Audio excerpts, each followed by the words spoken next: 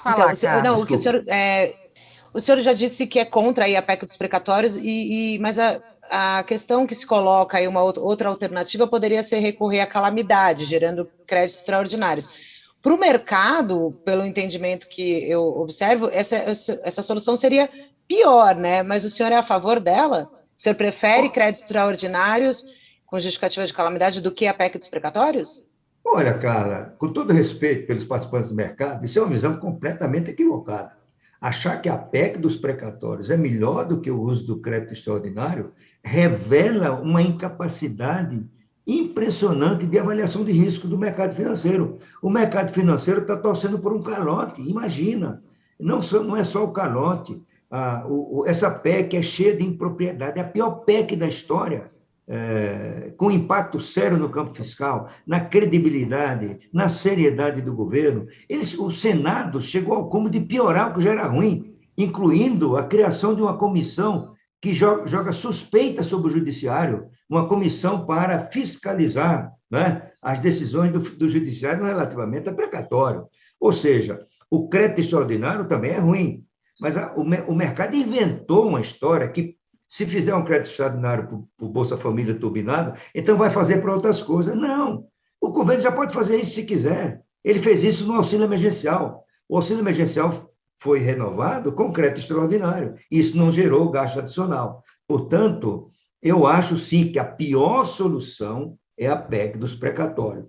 Pelo risco que ela causa na credibilidade do país, o que vai pensar o investidor estrangeiro que daqui a pouco o governo não paga o precatório. Daqui a pouco ele não vai pagar o título público que eu adquiri, certo? Isso afeta, não é, a percepção de risco do Brasil. E se você olhar a inclinação da taxa de juros nos últimos tempos, uma parte tem a ver com as incertezas geradas pela PEC do precatório. Sem contar que ela, além de tudo, tem um jabuti, né? Aquele que não está na árvore porque alguém colocou, que é a moratória dos prefeitos, das prefeituras, perante a Previdência Social. Em 240 meses, imagina, 20 anos, quando o prazo máximo estabelecido pela Constituição é de 120 meses.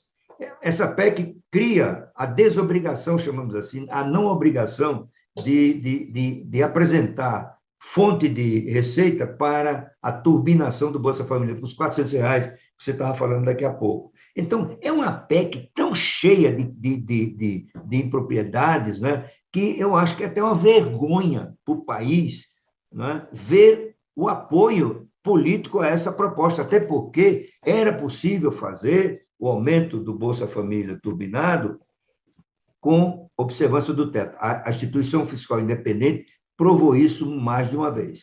E ao usar a pedalada de recalcular o teto de gasto, isso vai aumentar o gasto do judiciário, do legislativo, da educação e da saúde, né? Por isso que abre um espaço de 106 bilhões de reais, né, para novos gastos. Isso é mais ou menos 1,5% do PIB. Isso é 3 vezes ou 4 vezes o que se gastava com Bolsa Família. E tem 5 bilhões de reais para os políticos gastarem nas eleições. Nós estamos na idade de gastar 5 bilhões de dólares com gastos eleitorais, bastava os 2 bilhões, que já estava no orçamento, por 0 mais 3, 2,9, na verdade, né? Então, essa PEC é um horror, né? Eu vou morrer sendo contra essa PEC. Ele é muito claro quando fala da PEC, importante, porque nesse momento ela está sendo discutida no Senado e provavelmente, né, pelo menos todas as análises políticas, é que ela vai passar. E acho que muito importante a gente ter ouvido aí a fala do ministro Maílson sobre o ponto de vista econômico. Tem vários pontos de vista, né? Do ponto de vista jurídico, muitas e muitas críticas, acreditam inclusive que isso pode ser questionado lá na frente, né? Porque é um calote jurídico nisso daí também. E agora a questão econômica, as consequências que essa PEC trará. Vamos acompanhar. Ministro, muito obrigada pela sua atenção aqui. Posso fazer um último comentário? Rapidíssimo, ministro. A gente está com o prefeito aí na ponta da linha. Essa PEC tem um problema também.